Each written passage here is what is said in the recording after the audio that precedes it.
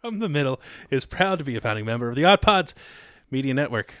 Hello, everybody, and welcome to episode number 124 of From the Middle. We are a podcast hailing from Columbus, Ohio. We are three middle-class guys living in the middle of America, in the middle chapters of our lives with a point of view that is somewhere in the middle. And we are here, and we are happy. We're going to be talking a lot about streaming, Squid Game, Only Murders in the Building, wrestling, all kinds of streaming stuff. That is this episode. What are we watching, and do we like it? Diving into especially Squid Game for the front half of this episode. Spoiler alert on some of that. In any case, love you guys. Thank you. And roll the music. Oh, for the love. Sorry, just clearing my Mountain Dew hole. I got my phone hole cleaned today. That's where you keep it? You're so cerebral and you're so developed and evolved.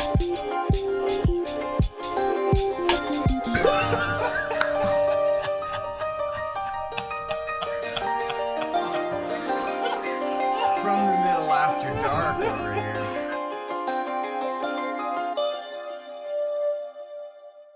All right, so I've got two stories that I think that you both might enjoy, as you've talked about overthinking, and I don't typically talk about overthinking.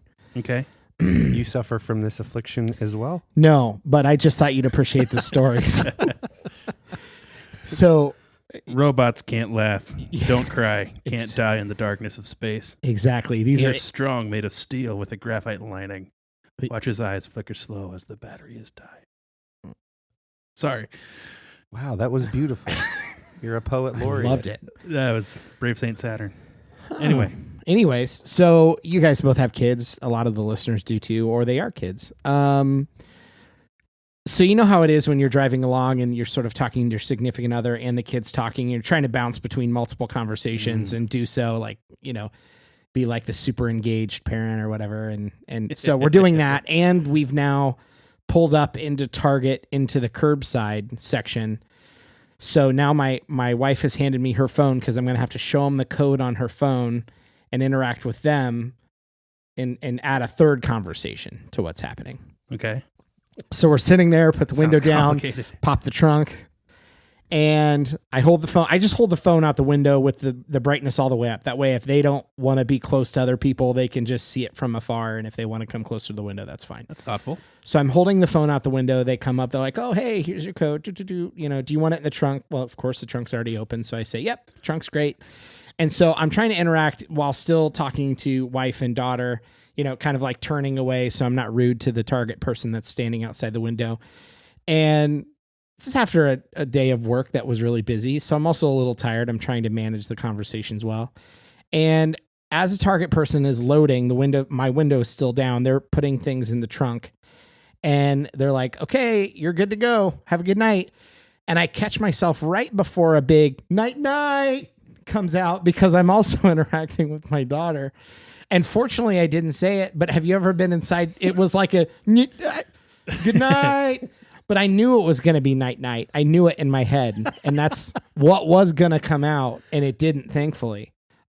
Saved from embarrassment. But I don't know. Have you ever done, it reminds me of some Brian Regan stand-up where it's like saying the wrong thing.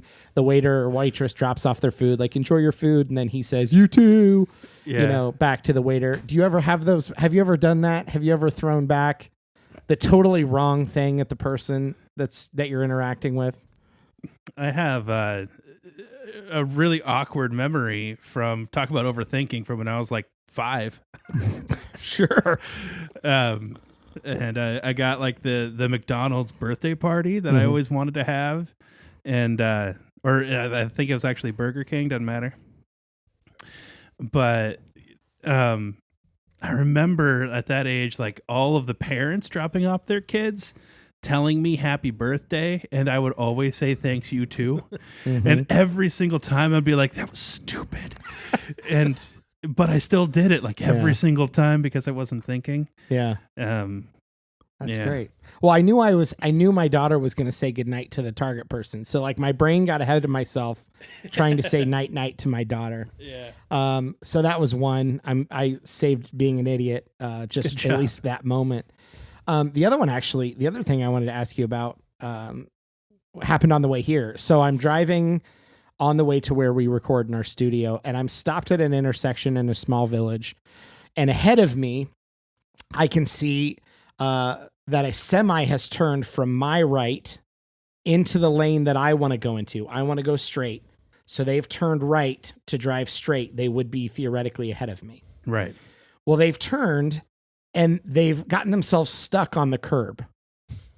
So they're sticking so far out that now no cars can go that direction. They can only come the opposite direction that the semi is trying to go, because the town has one of those big metal bells, like it's like imitation Liberty Bell or something that's sitting on the corner of the thing. Mm-hmm. And so it's gotten stuck on that. Oh, boy. And so now I'm trying to figure out how I get around, and it's kind of, I'm like, okay, I'm going to have to turn and go around it and come out the other side of this gas station that it's stuck at and get around it. Well, right before I'm ready to turn, I can see the guy has jumped in the cab and is just going to wing it. And then I hear a doo-doo really loud, and he's just driven over the bell with his cab. And I'm thinking, certainly it's like torn the underside of his truck, or it's about to fall apart. Well, right then the light turns green, and that means I'm now the car that's going to be right behind this semi, because he's turned and I can now go straight. Yeah. And so I've played enough Grand Theft Auto, the video game, to know that you can just trash a car to the point that it only needs one more little ding or scratch, and it's going to explode everywhere. So I'm behind this semi thinking this is the only route to get to where I'm trying to go and in a remotely reasonable amount of time. And I'm stuck behind this, and I'm thinking, God forbid a squirrel runs out. This thing's going to explode in front of my car. And I think it can go one of two directions. It's going to either be like a movie, and my car will burst through the flames somehow in the air as if I'd hit a ramp, and I'll be okay. Or my car is going to look like Planes, Trains, and Automobiles after it lights on fire on the interstate, and it's just going to be charred. And I'm just waiting for this semi to get the last nick that it needs to explode on me. And thankfully, no squirrels were harmed in the making of this story. It turned off, or I turned off, or whatever, before it imploded in front of me. And so that was my second one. Do you ever have these situations where you're in a park, in a business district, in a whatever, you're driving along, and you have these video game or movie-esque scenarios play out in your mind as you're doing whatever it is that you're doing? Like, here I am expecting a Grand Theft Auto style explosion of this semi in front of me, because it's going to like nick a telephone pole and just be annihilated. Yeah. I think we all do that. I've been stuck behind a FedEx and UPS trucks being stopped at a light side by side, and I'm like, I'm just waiting for these guys to get out with bats and like go at each other, because that's what's got to happen. Yeah. I feel like. I knew I had been playing far too much Animal Crossing during the pandemic when I was outside and a butterfly landed near me, and I went to pull my net up. Jam the X button. I was like, oh, that's a real butterfly on a real bush. And I don't own a real net. And I don't own a real net. I've been playing far too much Animal Crossing. No kidding. Or another common one might be, you see the semi that hauls all the cars for sale. You're just waiting for one car to ramp up it, like at a stoplight or something. Yeah. You know that only happens in video games, but you're just waiting for that moment. I don't know. Thinking of how cool that would be to see that happen. Yeah. Yeah. I love it when in video games, and this happens in Warzone sometimes, where you're like, that vehicle only needs one more shot to it, and it's going to go from driving to a ball of flame. Yeah. And you hope that you can shoot that guy. Yeah. But not in real life. Don't do that in real life. I imagine that these moments of like intrusive thinking and that you go to this video game space and you either want to see it or you want to act it out or something like that. Like the endorphins are kicking because like you want this thing to happen or whatever, or you wish it would. In my thinking, that is how parkour started. Yeah. I don't know if it's that I want it to. I think I just, somebody who doesn't know me well might say, you've just watched too many movies and played too many video games. I just like to think I have a very active imagination. And so it's not that I want the semi to explode in front of my car. Yeah. But I just think I've seen something like that happen before. I know how this goes. And whether it's real or not, or completely in my own head, I feel like there's got to be enough, with enough thought, somebody who's listening to this episode. Comment below, email, voice message, do any of those things. If you're on any of our profiles, there's a links account where you can tap it and our number's there. You can text us or leave us a voicemail. There's got to be situations where your imagination took you to a video game or movie-esque scenario in your mind that had nothing to do with reality, but you could almost see it happen. And those situations have to exist. Yeah, let us know. Speaking of getting a hold of us, so I told a story, I think it was last week on the podcast, about Chloe and I going to a park at night and me scaring some teenage boys. Yeah. And we got an email from a listener who said, so the story at the park went a lot different than I expected. My brain pictured hearing these tween boys talking about how creepy it was to be at a park in the dark and witness an adult male luring a young girl into the playground with an ice cream cone. That's my mind went there too. But since they noticed that you weren't driving a white van with no windows, they assumed it was all cool. Creepy. Who knows what they went home and told their friends, right? So then there's this guy. There's this guy. They probably have their own podcast too. Yeah. But are they 8 spots behind the office ladies on Good Pods? Nope. Doubt it. Not right now they aren't, because that's us. That is us. Oh, that's awesome. Speaking of creepy, so I know it's the in vogue thing to do, and I'm not all about the trends, but I just finished Squid Game on Netflix. Me too. You watched it too? I just finished. My wife and I both. I'm so excited to talk to you about this. You're probably not. It's a little grotesque and gory. I don't see it being a show. I don't know how much we can. You can talk about it as much as you want. I mean, Netflix has said like 111 million people in the world have streamed it. It's like the most popular thing they've ever created. It's easily on the way to by far becoming the most popular thing ever on Netflix. Yeah, and so I get a sense that it's basically like Game Show meets Saw, the movie Saw, essentially. So I don't think any amount of gruesome is going to spoil what I know it to be. So you guys go. I mean, I that's all I know. I'm excited. That's the extent of my knowledge. Into the meat of Squid Game. So yes, there's more research I want to do on the backstory of this show because, like you said, Kendall, it's on pace right now to become the biggest series ever on Netflix. Yeah, and the creator of the show tried to get it produced for like 10 years. And nobody would pick it up. Yeah. Hundreds of studio execs passed on this show. Mm-hmm. Korean show, like Dillon said, it's kind of a cross between Saw and Hunger Games and a game show. Overall thoughts. When did you start watching? How did you hear? Wait, is this spoiler free for anyone who does care? Let's just do general thoughts first, and then maybe we'll. Okay. Loved it. It definitely binge worthy. Couldn't wait to watch the following episodes. My wife and I watched it over the course of maybe a week. Yeah. But that's only because we don't spend a whole ton of time sitting down in front of the TV, just the two of us, because we definitely don't want the kids in the room. Yeah. For that. But no, it intriguing. The story was fantastic. The whole idea behind it is unique to me. It makes me go back and think of the times and the moments when I would be playing games, or even today, sometimes my mind goes if I'm playing a video game, like an old retro football on my phone or something, thinking, man, what if Tom Brady were right next to me, seeing how awesome I am at this football game on my phone, kind of thing. And when you're a kid, you're playing these little playground games and you're thinking, oh, I wish I could do this professionally. I wish this would mean something or whatever. And then Squid Game happens.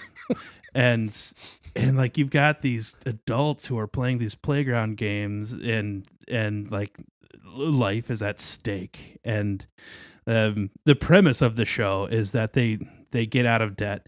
By the tune of billions of dollars if they win. People down on their luck, deeply indebted to loan sharks or banks or whatever, are found by these very well put together businessmen who one-on-one play some little game with them. Mm-hmm. And then depending on how that game goes, they're left a business card and a phone number. And they can call that number, and the promise is they typically would get money in that first game they played, and the promise is there's a lot more where that came from. Right. And all you had to do was play this little game. So because their real life situation is so desperate, they call this place. It says, show up at this location.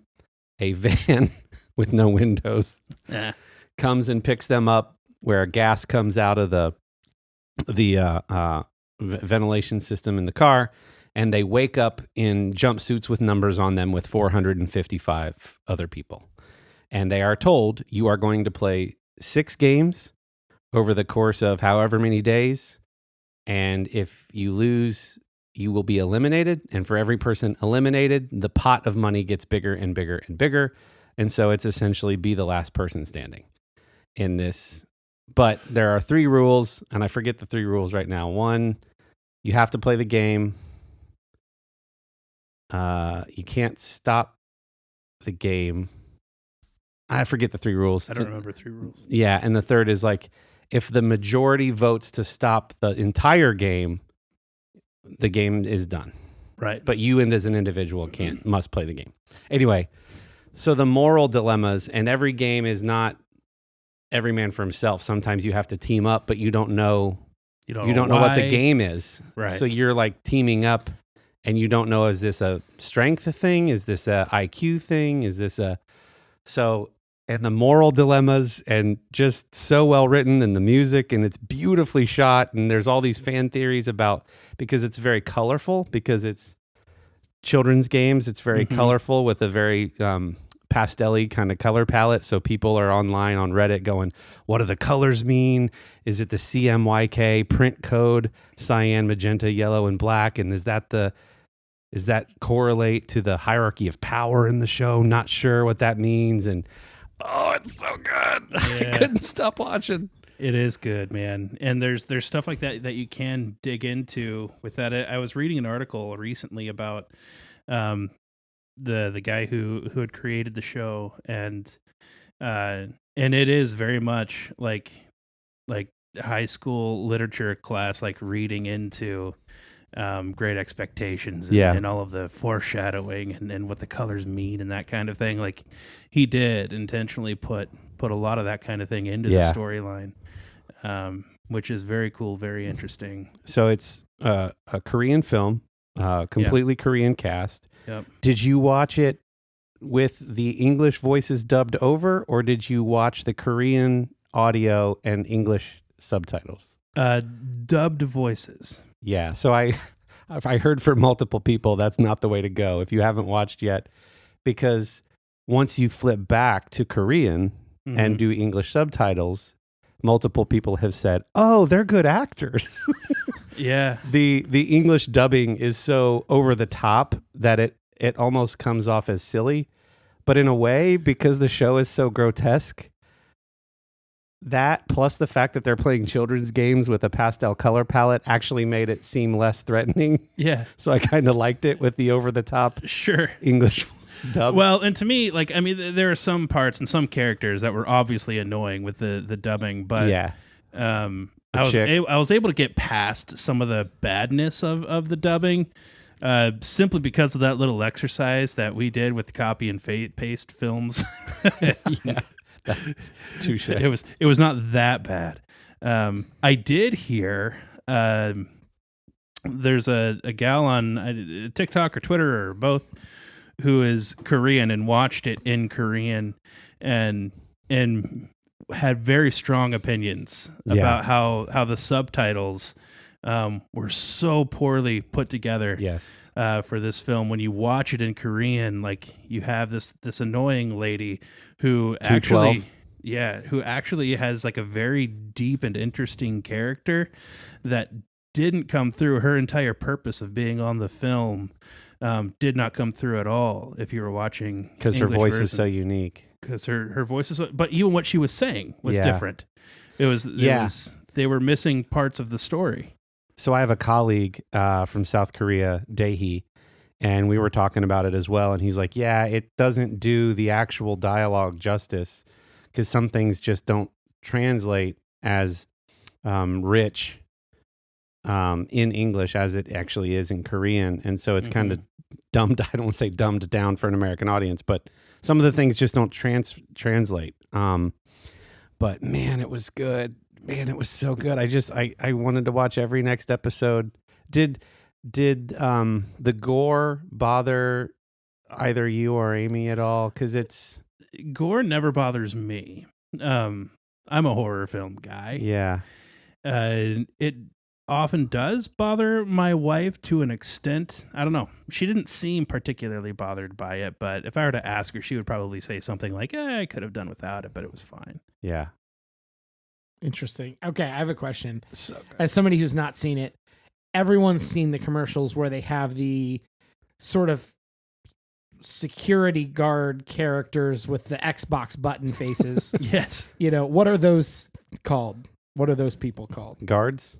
Guards. Are they just guards? Soldiers? They're the ones who are kind of physically running the games. Okay.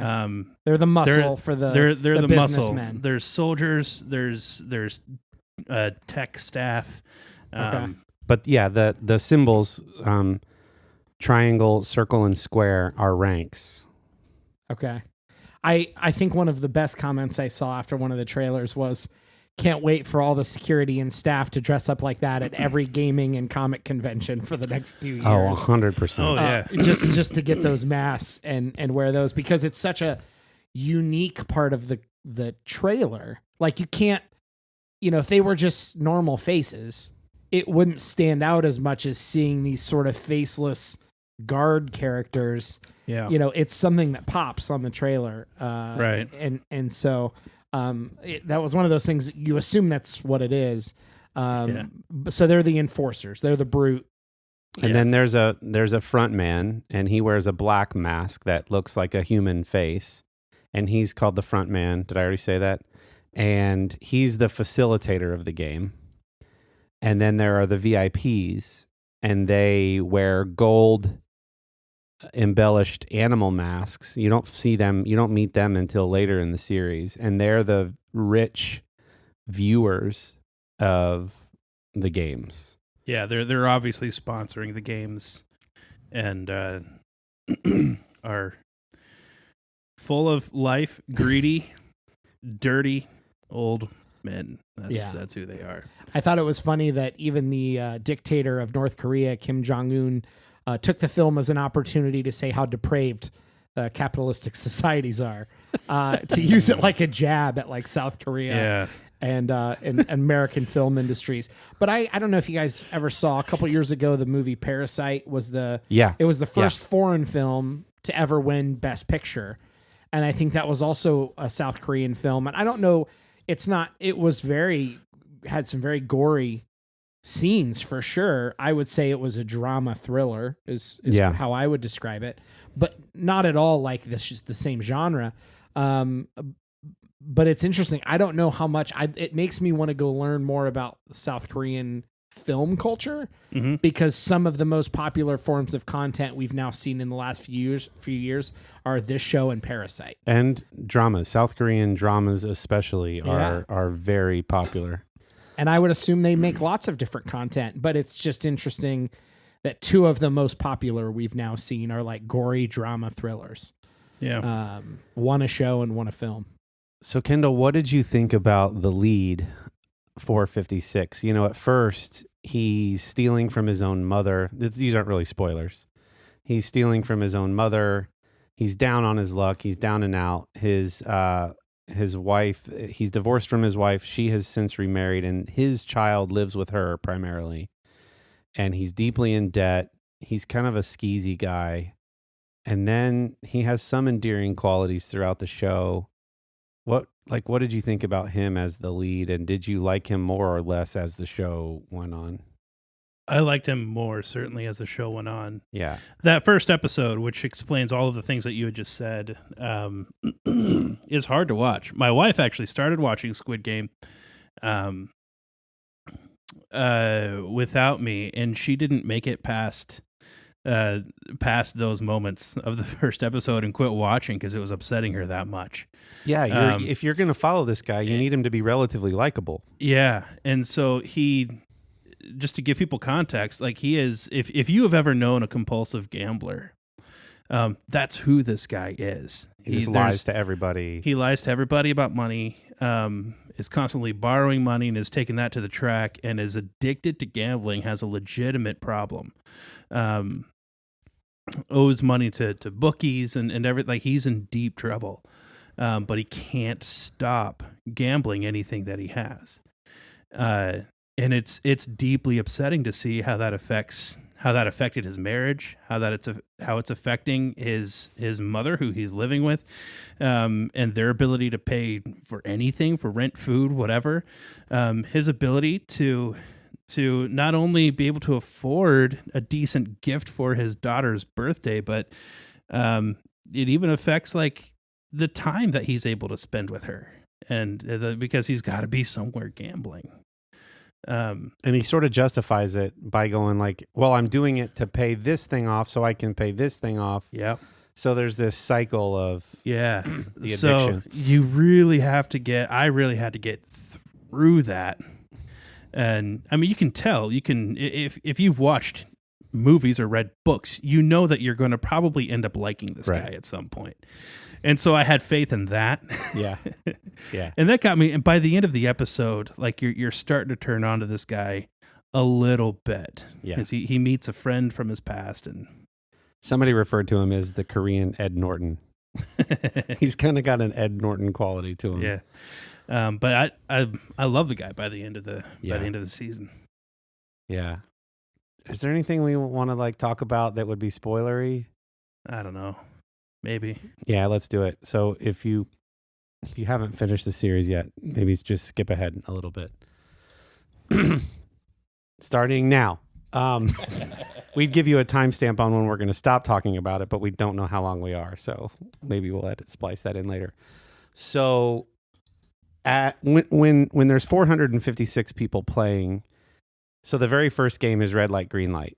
There's this big creepy statue doll that has cameras as eyes facing away from the group, and she says green light, and then when she turns around and says red light, her camera eyes spot any movement, and snipers from the walls that these people are in the middle of just start firing on every person that's moved past her saying red light.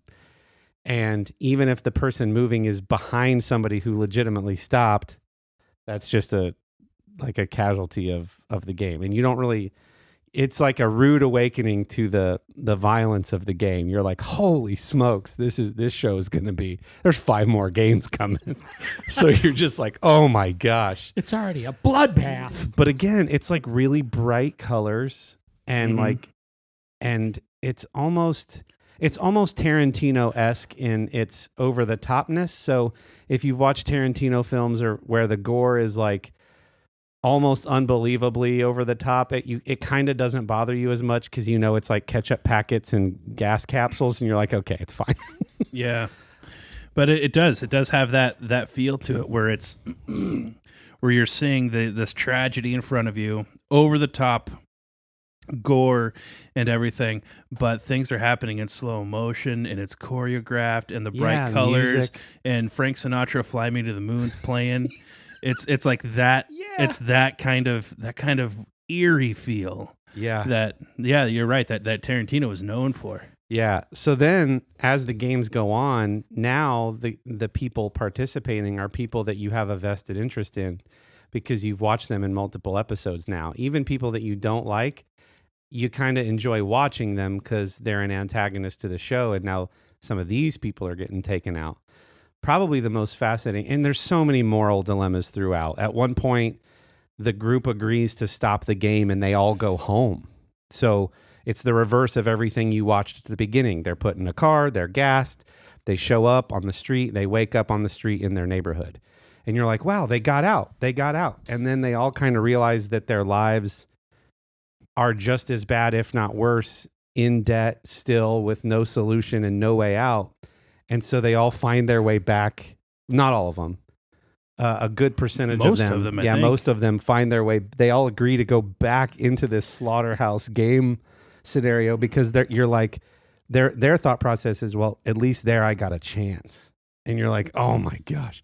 So they go back into the game. And the most fascinating thing for me is when they're told to either pair up or create a group of 10 or create a group of 5 or whatever.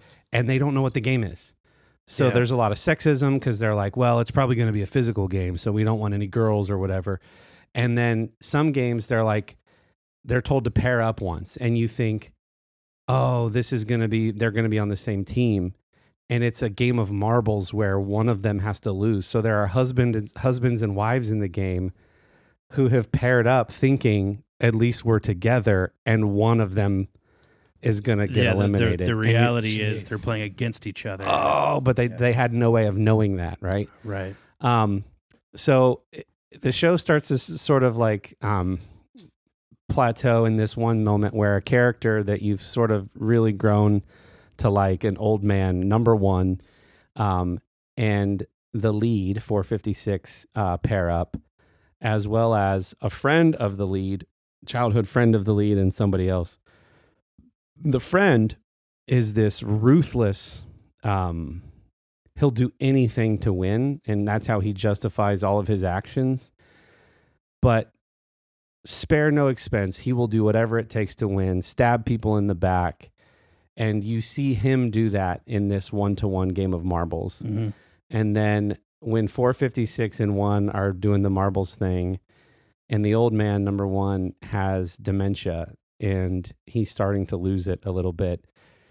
And you see, you've now grown to really like the lead, and he's starting to see the situation that one is in. And so there's this cost value thing going on where he's becoming a liability to himself and the rest of us. And it almost becomes this mercy thing where he's like, maybe I just take him out of the game now for his benefit and my own, but he does it very reluctantly. Mm-hmm. Whereas his childhood friend is doing it ruthlessly. So they're both kind of cheating, but one is doing it very like, I really don't want to do this, but and so there's so many really good moments like that. And I won't say how that plays out, but that's the thing where you try to ask yourself, like, if I was in that situation, which of these characters would I be behaving most like? Yeah. And I would like to think that I would be doing this, but when fear and desperation take over, would I actually find myself being more like this other person? So there's just all these fascinating like character arcs that play out throughout the show. I keep going back to the aesthetics and the music, but it really does make it very poetic in a way. Mm-hmm. Oh man. It makes me want to watch the show again. It is a good show. If you're not bothered by the gore, and I mean, there's suicide in it, and things like that. If that sort of thing doesn't bother you, it's a really interesting, good, thought-provoking thing to watch. I remember thinking that about Hunger Games, and that's kind of what it felt most like to me. Like, because I remember watching Hunger Games, and it's the scene where they drop the big cornucopia of food, and one of the tougher alpha kid just snaps the neck of a weaker kid, and you're like, oh my gosh, what am I watching? Yeah, very similar to that. Anyway, have we made you want to watch it yet, Dillon? It sounds super interesting. Yeah, maybe. On a much lighter note, are we good on Squid Game? Do we want to keep talking? I could keep talking about it, but this We're is good going to on- become a Squid Game episode. Well, who knows? Yeah. Either way, let's take a quick break and hear from one of our friends in the Odd Pods Media Network. Welcome everybody to the Podskew Podcast. I am. Whoa, dude. No. This is our promo, not the show. I'm Rico. Oh, sorry. I'm CJ, and we're the hosts of the Podskew Podcast. We're fans of pretty much anything and everything pop culture, including movies, TV shows, books, video games, comics, music, and of course, Kevin Smith. Now, while we do keep our fingers on the pulse of Silent Bob, he certainly doesn't need our help in promoting him. You got that right. We do our own thing, with inspiration from the man himself and his mantra of why not. We've got stories about celebrities we've interviewed, theories of our own for certain movies, and we can usually tend to have a great debate about anything. We also do commentaries on movies. Sometimes we ask our fans what they want to watch with us. So if you love the timbre of our vocal cords and want to watch a movie at the same time, give us a listen. Stay tuned every Monday, there's always something new. And if you've been good this year, we may even give you a bonus episode from time to time. So please be good and subscribe to and enjoy Podskew, founding member of the Odd Pods Media Network. So the only other thing I've been watching that I was excited to talk to you, especially about, Dillon, because I know your fondness for these actors, is Only Murders in the Building on Hulu with Steve Martin, Martin Short, and Selena Gomez. Yeah, out of nowhere. Have you seen the trailer for that? I've seen the trailer. I know a bit about the premise. Yeah. It totally plays into the true crime Yes. podcast thing, which I get. Super. I mean, I'm not a huge true crime podcast fan, but I get why people enjoy them. Sure. And so, yeah, I really want to watch it. We just finished watching back through Schitt's Creek. And I think actually the Only Murders in the Building is the next thing we're going to start. How was the second watch through of Schitt's Creek? But I have such a fondness for that show. I think I've said this before on the podcast. It's probably legitimately the best comedy since The Office that I've seen or watched or heard of. High praise. Yeah, and I don't think it's better than The Office, but it's really good.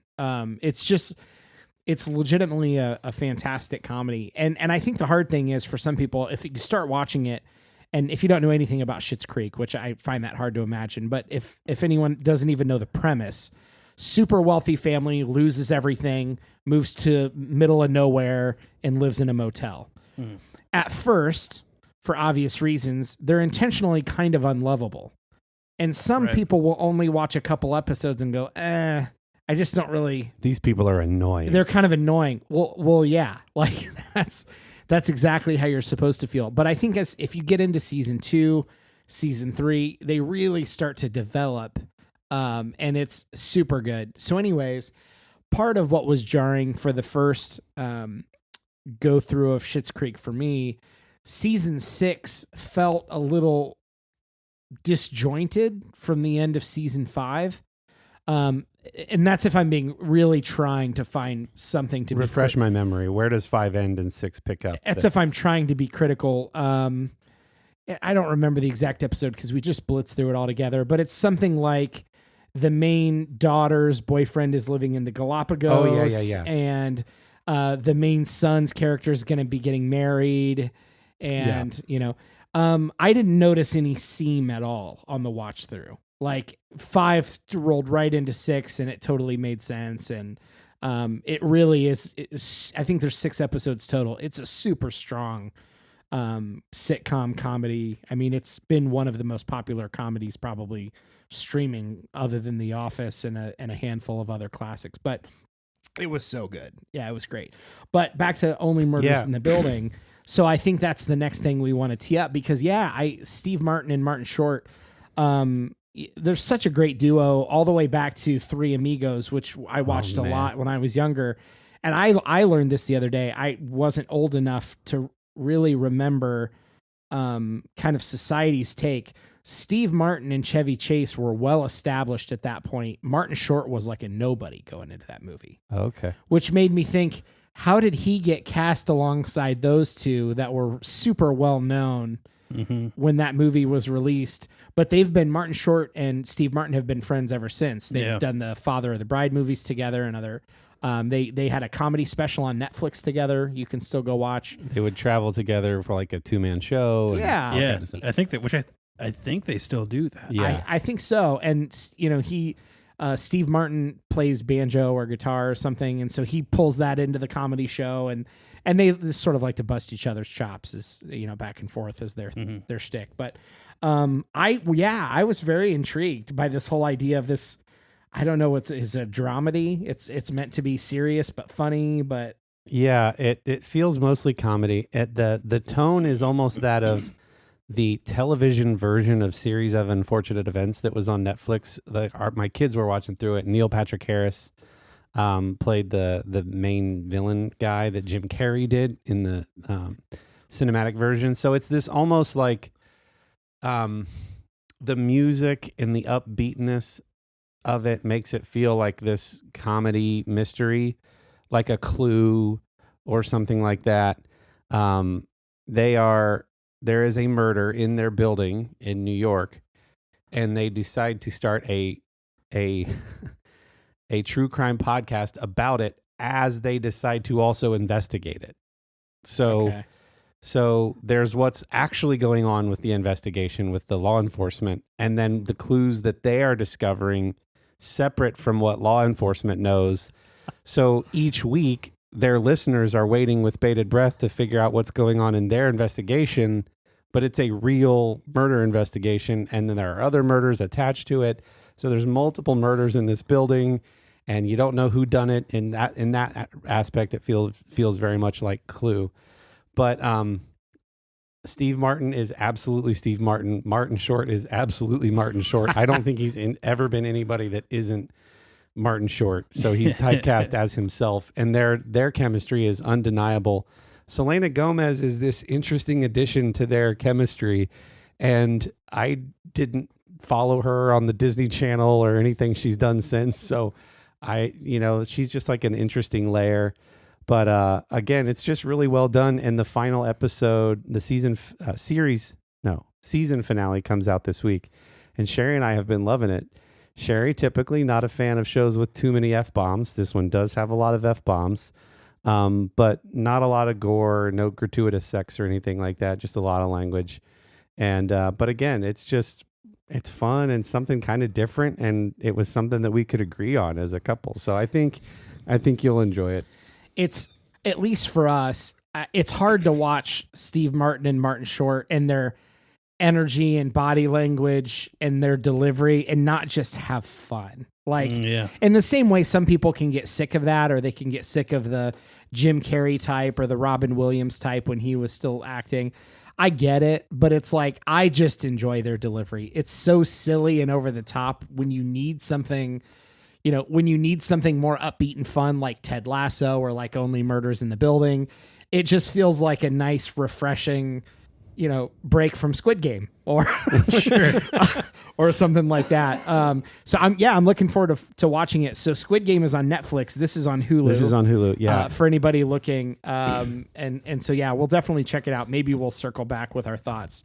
But I'm definitely excited to give it a shot. It's a fun romp. I want to take a moment on Apple TV Plus. Mm-hmm. My wife and I, after we finished Squid Game, we began Ted Lasso.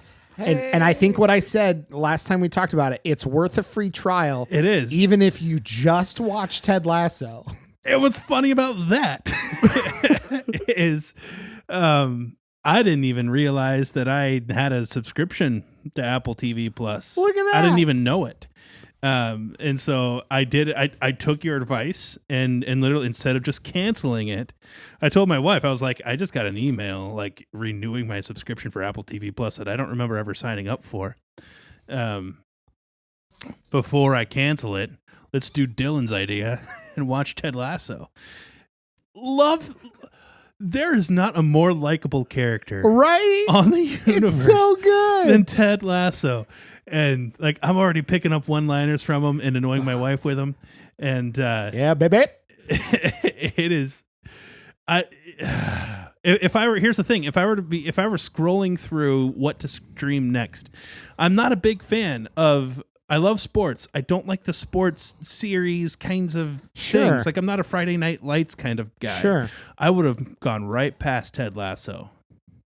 But it's not about soccer whatsoever. No. As a matter of fact, kind of the point is Ted doesn't know anything about soccer. Yeah. And so you don't need to know anything about soccer. You don't even have to like soccer. You're going to love Ted Lasso. So freaking good. I love it. And that's what I was saying. It's that like at our best, it's that American optimism and silly comedy. And you just can't help but love it because it's so sweet and funny. And, you know, it's what a lovable show. Yeah. There's no other way to describe it other than it's totally worth binging. Subscription or not, do the trial or not, or whatever. It's just so sweet. And so now, if you watched both season 1 and 2, everything that's out, we've watched like 4 episodes. So oh my gosh, and it gets even better. Yeah. I love it so much. It's such a sweet show. I can't wait. And I just heard, it's a rumor. Everyone kept saying they're only doing 3 seasons. They're only doing 3 seasons. There might be a 4th. Uh-oh. Which I would be very excited about. Hopefully. Beep boop beep boop. There's so much I've got to finish. And Ted Lasso season 2 is one of those things on my list. I'm glad you're enjoying it, man. Yeah, he's so darn likable, and I love the assistant coach. Yes. Oh man, so funny. There's so much to laugh at that show, and it's funny. Part of what you laugh at is just how lovable and likable Ted Lasso is. There's just something like I want to be Ted Lasso. I see so many posts like we all need a Ted Lasso in our lives. Yeah. Yeah, and when I really get into a show, it's like wanting to watch the behind the scenes. I just happened to be watching it as they were winning lots of awards, so I would see YouTube clips on like, you know, Brett Goldstein talking at this award show, or Jason Sudeikis, or I'm blanking on some of the other actors' names, some of the female leads. Every single time one of them talks about the show, they all just seem like they're legitimately having the best time. Yeah. And I know that's kind of what you do, even if you don't feel that way. But sometimes you can kind of tell, like Harrison Ford doesn't really care that he was ever in Star Wars. Like you just know he doesn't. Yeah. It doesn't take more than 30 seconds of an interview to figure that out. But like they all just seem genuinely so grateful and excited about having been a part of it. It was really cool watching some of the award stuff and see their reaction to winning Emmys or Grammys or whatever. Not Grammys, Emmys. For the show. So it makes you enjoy it more. I can't wait to go back and blitz through season 1 and 2 again. So I don't know if we have more thoughts on shows, but Dillon, you just mentioned Robin Williams earlier, and I had sent you guys a video. Doesn't matter if you've watched it or not. Everybody, if you're a Robin Williams fan at all or a comedy fan at all, stop what you're doing, pause this episode, and go to YouTube and search Jamie Costa Robin Williams screen test. And I don't know the whole backstory on this screen test in quotes, but Jamie Costa is an actor who I think he was on one of the social media apps, but he has a likeness to Robin Williams and was doing an impersonation of Robin Williams. And then when Robin died in 2014, this Jamie Costa guy sort of blew up because he did this tribute video called A Friend Like Me, where it was like his little tribute to Robin Williams. And so people were like, this guy, just like the actor Sebastian Stan, people were like, this guy has to play Luke Skywalker. Fans of Star Wars are like demanding this guy has to play Luke Skywalker. Robin Williams fans from this screen test are demanding a Robin Williams biopic based on this little screen test alone. It just got released like this past week. And it's just like a 6 or 7 minute little clip of Jamie Costa as Robin Williams in his dressing room for Mork and Mindy when he finds out that John Belushi died. And the voice, the facial expressions, all of it, the most subtle of Robin's mannerisms, and even what he would do with his hands when he was talking to someone, it is insane. And so I saw that on Bad Friends podcast. They were talking about it. It's impressive. And this guy, I mean, he could just do Robin Williams stuff for the rest of his life, but he's also phenomenally talented and has been in multiple films, including one of the Jurassic World films or whatever. But anyway, that was really noteworthy, and I thought worth checking out if you get 7 minutes. It's funny. You sent the video. I haven't watched the video yet, but I saw an article with a still of just his face, and I went, holy cow, are they making a Robin Williams like biopic or something? Yeah. And then I saw the headline, and so I've got to watch the video now. If you follow us on the Facebook From the Middle page or From the Middle for the Middlers, and on Twitter, we'll share out the link to the video. If you don't follow us those places, and we'll make sure to share it so you can find it. Because even from a still, I thought, oh, they've got to be making something. Well, so I did watch the video because I care about my friend. Thank you, Kendall. I really appreciate that. And you're my new brother. I'm not my brother's keeper. No, it is fantastic, spot on. And to be honest, up until this very moment, I thought it was for something that is coming out. And that's how well done that video was. Yeah, it's really well done. I don't know if he personally did it as a pitch or if it truly was a screen test, if it was done by a studio. I don't know, but it looks... Somebody commented below, like, he lived such a crazy life, Robin Williams. Where do you even... What parts of that life do you even start to tell? Like the other actors in comics he was friends with, I mean, how he came up in comedy, like which major show that he did. Like, how do you even start biopic of his life? Even less important stuff, like he was a huge gamer. He named his daughter Zelda. Like, that's just something that most people didn't know about him, but that was a community he was huge in. And I think that's helped... You know, he'll have staying power for a long time as far as the internet is concerned. But I think places like Reddit and Twitter and some of the spaces that maybe millennials and younger live in, that's also a thing that's commonly talked about, is how much he loved gaming and some of his favorite games, and just being involved in those communities. So it's pretty cool. Yeah, it looks amazing. So here's the comment. My only issue with this biopic of Robin Williams is there's so much to cover from his life. Where do you even begin? His time at Juilliard and his friendship with Christopher Reeve, his struggling pre-fame days as a stand-up comic, his rise to fame on Mork and Mindy and his early film roles. I mean, the list just goes on. And then, his mental health challenges later in life, throughout his life. I mean, just there's so much you could do with something like that. But yeah, some of those like social media, TikTok, Instagram impressionists, like sometimes you watch those and go, yeah, I can see it. It's close. Everybody has an Arnold impersonation, but the subtleties of this, it's worth watching. I don't have an answer to that. How do you even include everything question? But my thinking is, if somebody's already going out of their way to watch a Robin Williams biopic, I don't think it matters if it's 2 hours and 20 minutes and not an hour and 35 minutes. Yeah. Like you're already watching it because you're into the history of the actor and or you like biopics or whatever. Who cares if it's 2.5 hours? Just make them, if they're going to make it.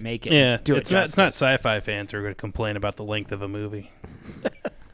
That's right. Yeah. Speaking of which, I had my last call ended at like 2 or 2:30 today. And I was like, you know what? I got so fired up talking about Bond with Kendall and Dillon in the other episode. I think I'm going to go watch the new Bond movie. And then I saw the runtime and I'm like, there's no way I'll make it to the studio in time to record. It's 2 hours and 45 minutes long without trailers. So I'll go check it out because that begs to be watched in a theater, I think. I've gotten hate from friends and loved ones about my inability to recall information about James Bond. Yeah. Thanks for that episode. I'm really glad I put you guys in that position. I disappointed a lot of people. People said they were screaming MI6 at their car radios. Yeah. I love it. I thought very fondly back on recording that episode in trivia. Yeah. Because it's like, I don't know how to describe it. I mean, I wouldn't say I'm as big of a Bond fan as like Marvel or Star Wars, but like it's up there. And we've gone 120 plus episodes, and then all of a sudden it's like, oh yeah, I'm a huge Bond fan. Let's talk about it. Yeah.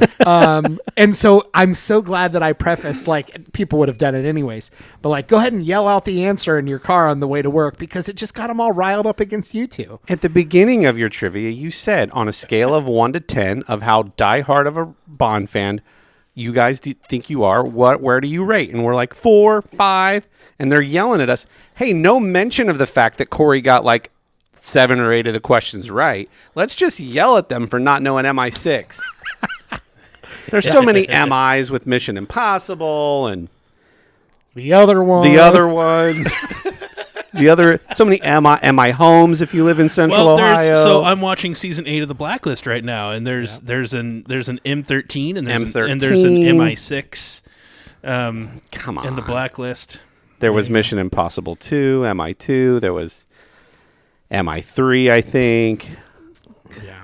Relax, people. If you hear Corey derailing and you find it funny, go back and listen to our last episode. What is this? Is this 124? Maybe. So Something. I think that was 123. I don't know. Listen to the last 10 or 20.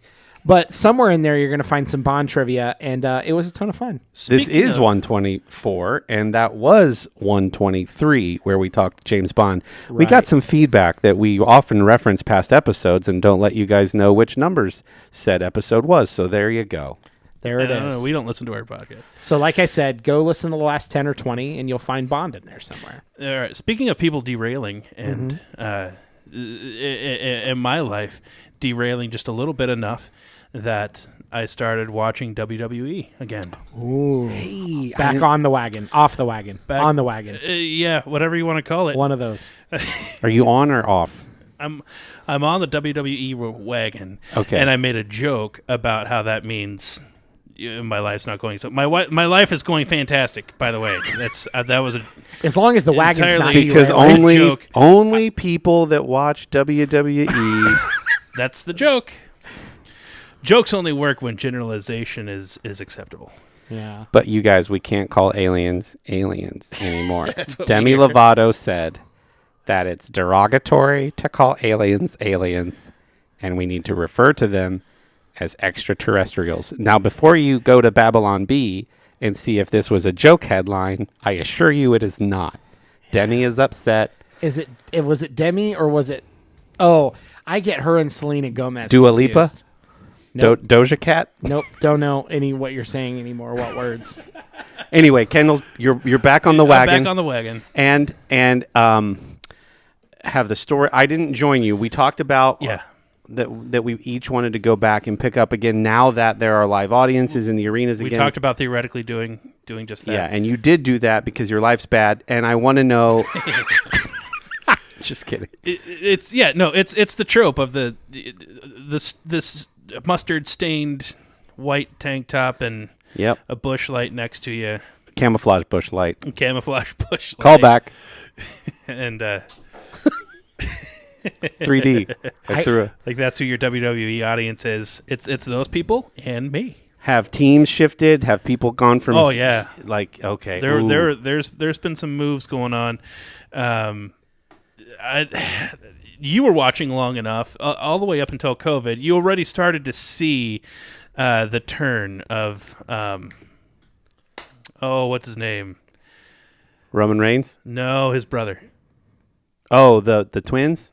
Nope. Seth Rollins. Seth Rollins. Seth Rollins started to turn a little bit before COVID, and you could see at that point that Yeah. that was the road that they wanted to head down, but it hadn't really happened yet. Yeah. He's a complete jackass now. Yeah. Um, He's full heel. full heel. Roman Reigns, I don't know how to peg him. He might be kind of heel-ish now too, but not in the same kind of way. He has Paul Heyman now, Oh, and Kendall's favorite announcer. there's my name, but there is this thing where it's like Paul Heyman is definitely working for Roman Reigns. maybe still Brock Lesnar, but Roman Reigns and Brock Lesnar are still diametrically opposed to one another, and so you have that whole dynamic of what I think is going on as Paul Heyman is trying to hide from Roman Reigns the fact that he's still helping Brock Lesnar. Okay. So that's where that story is now. The man is still amazing. Yeah. She had a baby, by the way, off camera. I didn't know. She married Seth Rollins also off camera. So Rollins had turned full heel right before they went to pandemic no audience things, because he was he full heel by then? Yeah, he was the He was had his like nickname? the one glove kind of thing. He had the one love, and he was the something savior or the okay, I remember that now. Yeah, that was all. That had already happened. Yeah, it's even worse. He's way obnoxious now. He's obnoxious in a Corbin kind of way now, like just a yapper, and don't like him anymore. Can I throw in a plug? Yeah. So I can't contribute to this conversation at all, but I will say, if you don't think Kendall and Corey talk about wrestling enough and you want to hear a little more, a little shout out to our friends at the Ocho Duro Parlay Hour podcast or ODPH podcast. Go check them out. They talk about a lot of sports and wrestling. And so if you're into that and Kendall and Corey don't do a tangent on wrestling at some point, then you can go check that out to get a little bit more wrestling fix. There you go. Just throwing that out there to tag him. Thank you, Dillon. We'll be sure to check that out. Who's the Irish guy from NXT that came over? Oh, Who? Finn Balor. Yeah. Is it Finn Balor? Dude, nice. I've seen enough memes. He's now a part of the regular WWE rotation. He's full time in there. He was really popular. Is he still doing he his was alter first coming ego in. guy? Or was that a long time ago? The red and black painted up guy. Oh, I don't know anything about that. Okay. Maybe So I've missed it. Maybe It's he's possible just I've missed it. Finn Balor now. Okay. Yeah. No. Look up, Dillon, look up who Finn Balor's I'm glad alter I could ego was, contribute. since you're not contributing to this I'm conversation. glad I could contribute. So I just started, so I've watched the latest 2 episodes of SmackDown and 1 episode of Raw so far. All right. Well, you might be our resident WWE commentator, and until I get back into it.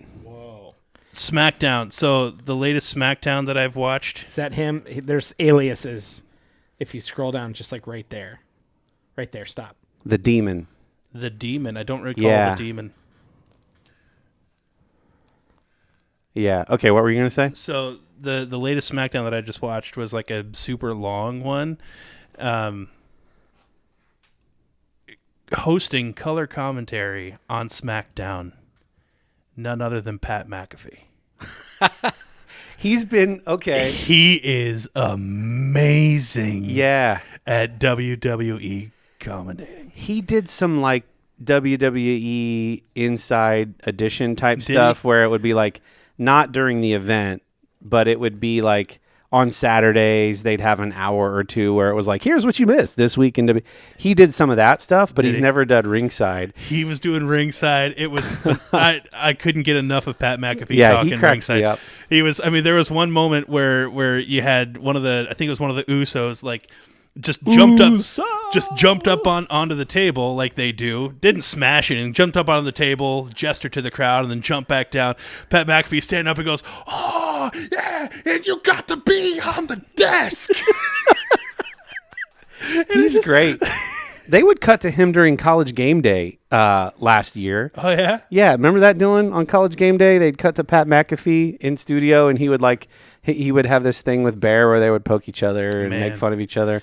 And The they guy- loved cutting to him because he would dress up and he's really animated, and he's got an interesting story. What a guy. Yeah. He is the man who has possibly made punting cool.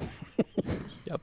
He's a punter He's a punter. and one of the most popular NFL figures today. Huge podcast, multiple shows, into WWE world, also in college football world. Yeah, fascinating guy. Man, where else do you get this kind of content? Deep dives on Squid Game and pro wrestling in one episode. Hulu, by the way, if you want to watch WWE. Hulu's You where don't it's have at. to have a special subscription, just the regular standard cheap one. And you can watch them, I think, a day or two late. Yeah, my family was getting upset because I was DVRing Monday Night Raw, Thursday Night SmackDown, or Friday Night SmackDown, Friday night. and NXT on Wednesdays. So my DVR was filling up, and I wasn't getting to them as fast as they wanted. So it's like 92% full, and they're like, "Would you watch these dang wrestling things?" I'm enjoying it. Maybe it's good that I don't go back to it. Yeah, maybe. Work's been kind of crazy lately. I should probably do that. Well, was there anything else we wanted to talk about in this episode? This was a really fun one. It's good to be back in studio. I miss seeing you guys. Sometimes we do the Zoom when schedulings don't work out nicely, but man, it was fun. It's good. Yeah. Little shout out. I'm wearing some merch from Artius Man. That's ARTIUSman.com. They are a fantastic partner of the From the Middle podcast. And if you don't know what they have, you haven't been listening to our podcast. You need to head over to their website. They've got awesome men's grooming, skincare products, candles, cool merch like my hat, beard oils. Am I missing anything major? Balms, salves, lotions. Incredible, like U.S. made, super high end, but very affordable products. And if you load up your cart and use promo code The Middle, you'll save 25% off your first order, which is an incredible value, especially considering Christmas is coming up and lots of people are going to need gifts. Indeed. So go ahead and load up your cart. Use promo code The Middle at artiusman.com. Get some sweet stuff. And you'll be super glad that you did. Yeah, made in the USA, which means that it's not sitting on a ship somewhere in the Pacific Ocean. It's actually going to ship to you. It's going to get to you. Yep. Awesome. And not just stuff for guys. A lot of stuff for guys, but not just stuff for guys. Well, I mean, there's candles and things. Yeah, there's some candles, and anyone could use some of the shower products and whatever. Great stuff. Yep. That's it. Okay. Well, big gulps, huh? Cool. Well, see you later. Bye.